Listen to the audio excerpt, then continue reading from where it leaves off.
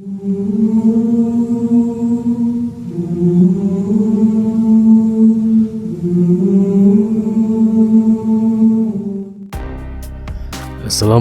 warahmatullahi wabarakatuh. Selamat datang kembali di channel Mutiara Kehidupan, channel yang akan membahas kisah atau kejadian yang terjadi di seluruh penjuru dunia. 5 kota hilang legendaris selain Atlantis. Ada beberapa kota hilang legendaris selain Atlantis. Ya, kisah Atlantis memang menjadi kisah paling terkenal dan abadi tentang kota yang hilang selamanya karena dikatakan telah ditelan oleh laut. Namun selain Atlantis, ada pula kota-kota lain yang dikisahkan menghilang di bawah gelombang hingga pasir gurun atau terkubur di bawah vegetasi selama berabad-abad. Kota mana sajakah yang hilang legendaris itu? Yang pertama, kota Aztlan yang hilang, tanah air legendaris Aztec. Orang-orang Aztec di Meksiko pernah menciptakan sebuah kerajaan paling kuat di Amerika kuno. Walaupun banyak letak kerajaan mereka yang sudah berhasil ditemukan dan kini menjadi kota Meksiko, tetapi hanya sedikit yang bisa diketahui tentang awal mula budaya Aztec. Banyak yang menganggap Pulau Aztlan yang hilang sebagai tanah air kuno di mana orang-orang Aztec mulai terbentuk sebagai peradaban sebelum migrasi mereka ke lembah Meksiko. Beberapa percaya itu adalah tanah mitos, mirip dengan Atlantis atau Camelot, yang akan hidup melalui legenda tetapi tidak akan pernah ditemukan dalam keberadaan fisik. Sementara masyarakat lain percaya bahwa Pulau Aztlan ini memang benar adanya dan akan diidentifikasi lokasi fisiknya suatu hari nanti. Pembentukan peradaban di Aztlan berasal dari legenda. Menurut legenda Nahuatl, ada 7 suku yang pernah tinggal di Chico Mostok atau yang disebut tempat 7 gua. Suku-suku ini memiliki 7 kelompok Nahua, yakni Akolhua, Kalka, Meksika, Tapaneka, Tlahuica, Tlaxcalan, dan Xochimilca. Sumber yang berbeda memberikan variasi pada nama 7 kelompok. Aztlan termasuk kota hilang legendaris. Ketujuh kelompok tersebut memiliki bahasa yang sama, kemudian meninggalkan gua masing-masing dan menetap sebagai satu kelompok di dekat Aztlan. Kata Aztlan berarti tanah di utara, tanah tempat kami, suku Aztec, datang. Konon, orang-orang yang mendiami Aztlan dikenal sebagai suku Aztec, yang kemudian bermigrasi dari Aztlan ke lembah Meksiko. Migrasi Aztec dari Aztlan ke Tenochtitlan adalah bagian yang sangat penting dari sejarah Aztec. Ini dimulai pada 24 Mei 1064, yang merupakan tahun matahari Aztec pertama. Pencarian tanah Aztlan telah membentang dari Meksiko Barat sampai ke Gurun Utah, dengan harapan menemukan pulau legendaris dan memiliki pemahaman yang lebih baik tentang asal-muasal suku Aztec serta sejarah Meksiko kuno. Namun sampai hari ini, keberadaan pulau yang dikenal sebagai Aztlan belum juga dikonfirmasi, sehingga lokasi dan keberadaannya pun tetap menjadi misteri.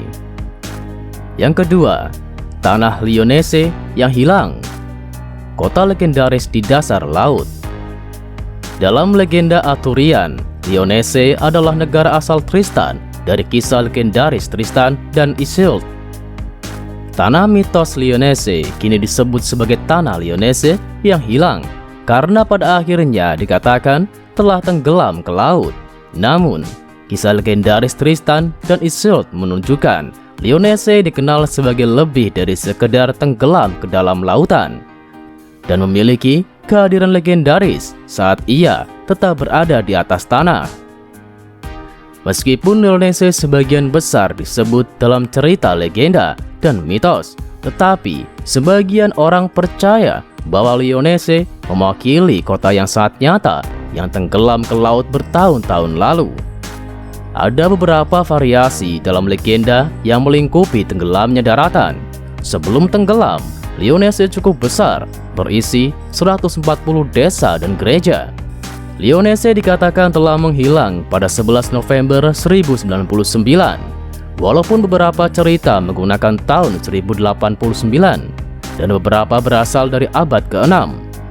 Tiba-tiba, daratan itu dibanjiri laut hingga seluruh desa ditelan dan orang-orang serta hewan di daerah itu tenggelam. Setelah tertutup air, tanah tersebut tidak pernah muncul kembali. Sementara, dalam kisah Arthurian legendaris, ada beberapa kepercayaan bahwa Lyonesse pernah menjadi tempat yang sangat nyata dan melekat pada kepulauan Scilly di Cornwall, Inggris. Bukti-bukti menunjukkan permukaan laut jauh lebih rendah di masa lalu, sehingga sangat mungkin bahwa daerah yang dulunya merupakan pemukiman manusia di atas tanah sekarang berada di bawah permukaan laut. Memang, nelayan di dekat kepulauan Scilly pernah menceritakan kisah mengambil potongan bangunan dan struktur lain dari jaring ikan mereka. Tetapi, kisah-kisah itu tak pernah dibuktikan dan dipandang sebagai dongeng belaka oleh beberapa orang. Yang ketiga, pencarian El Dorado, kota emas yang hilang. Selama ratusan tahun, pemburu harta karun dan sejarawan sama-sama mencari El Dorado, kota emas yang hilang. Gagasan tentang kota penuh dengan emas dan kekayaan lain tentu saja memiliki daya tarik alami, menarik perhatian individu dari seluruh dunia dengan harapan menemukan harta karun pamungkas dan keajaiban kuno. Terlepas dari banyaknya ekspedisi di seluruh Amerika Latin, kota emas tetap menjadi legenda tanpa bukti fisik yang mendukung keberadaannya. Asal-usul El Dorado berasal dari cerita legenda suku Muisca.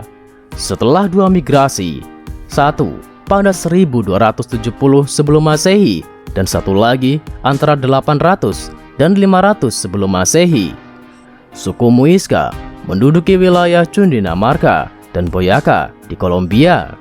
Seperti yang tertulis dalam El Carnero, karya Juan Rodriguez Freire, Muisca mempraktikkan ritual untuk setiap raja baru yang melibatkan debu emas dan harta berharga lainnya. Ya, ketika seorang pemimpin baru diangkat, banyak ritual yang akan dilakukan sebelum ia mengambil perannya sebagai raja. Dalam salah satu ritual ini, raja baru akan dibawa ke danau Guatavita, di mana ia akan ditelanjangi dan diselimuti debu emas. Dia juga akan ditempatkan di atas rakit yang dihias bersama para pelayan serta tumpukan emas dan batu mulia. Rakit itu akan dikirim ke tengah danau, di mana raja akan membersihkan debu emas dari tubuhnya, sedangkan para pelayannya akan melemparkan kepingan emas dan batu berharga ke dalam danau. Ritual ini dimaksudkan sebagai pengorbanan kepada Dewa Muisca.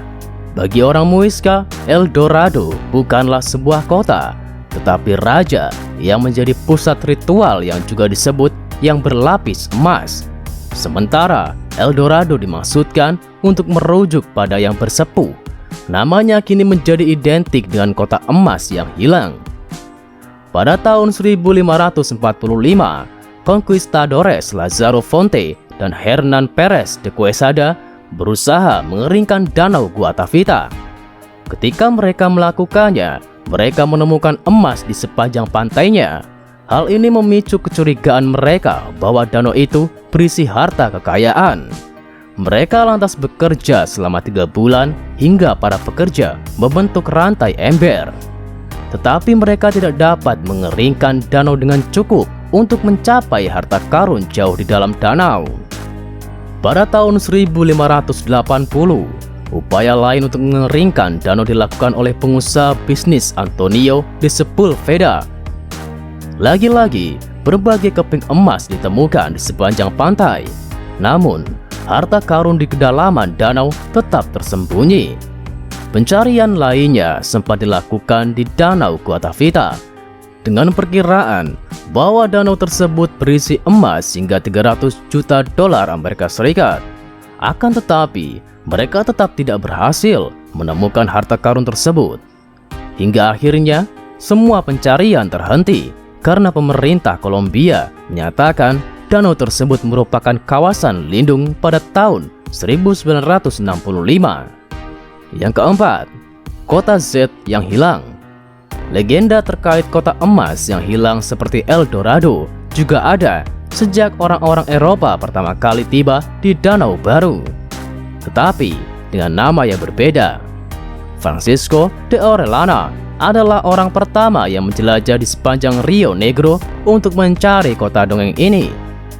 Pada tahun 1906, Royal Geographical Society, sebuah organisasi Inggris yang mensponsori ekspedisi ilmiah, mengundang Fawcett untuk mensurvei bagian perbatasan antara Brazil dan Bolivia.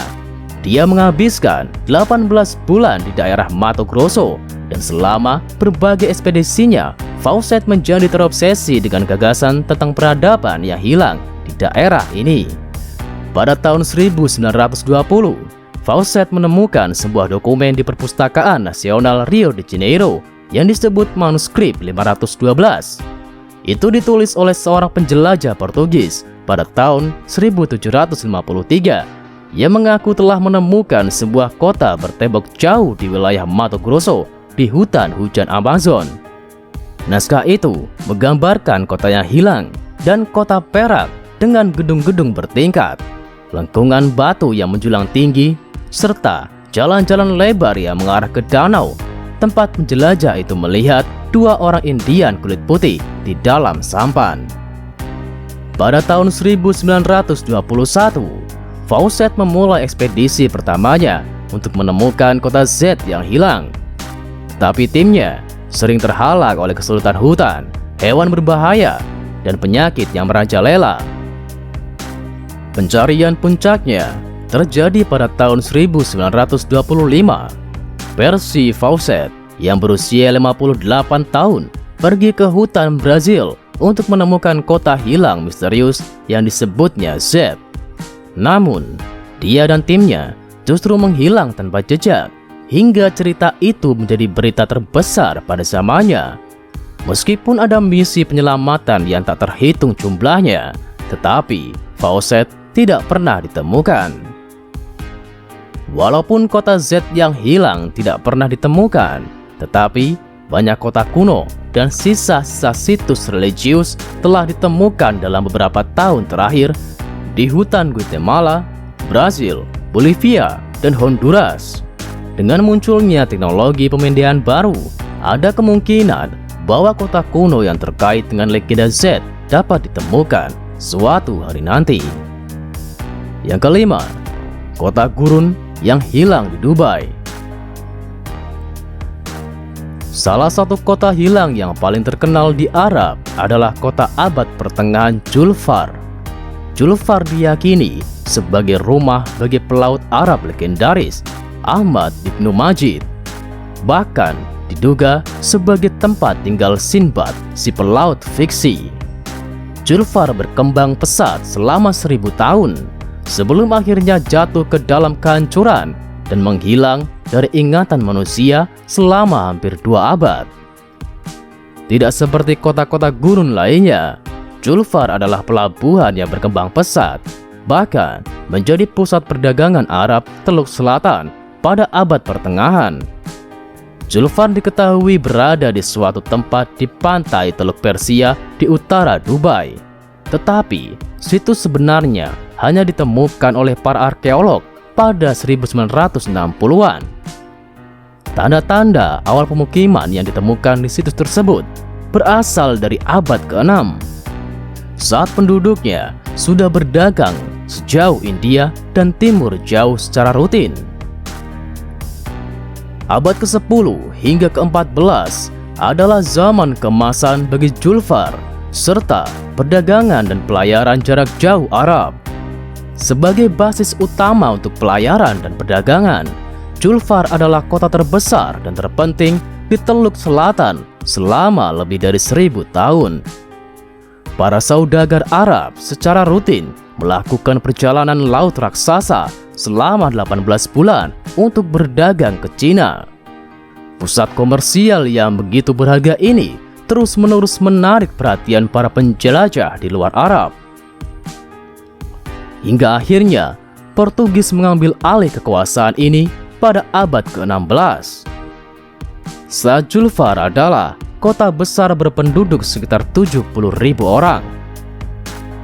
Seabad kemudian, Persia merebutnya, tetapi pada 1750 mereka menyerah pada suku Kawasim dari Sharjah yang menempatkan diri mereka di sebelah di Ras Al-Khaimah. Tak lama, mereka meninggalkan Julfar sehingga lama-kelamaan kota itu terlupakan dan hanya menjadi reruntuhan di antara bukit-bukit pasir. Saat ini, sebagian besar area kota Julfar kemungkinan besar masih tersembunyi di bawah bukit-bukit pasir yang luas di utara Ras Al-Khaimah. Meski demikian, kisah kota Julfar ini masih menjadi misteri. Itulah 5 kota hilang legendaris selain Atlantis. Nantikan kisah atau kejadian selanjutnya tetap di channel Mutiara Kehidupan. Wassalamualaikum warahmatullahi wabarakatuh.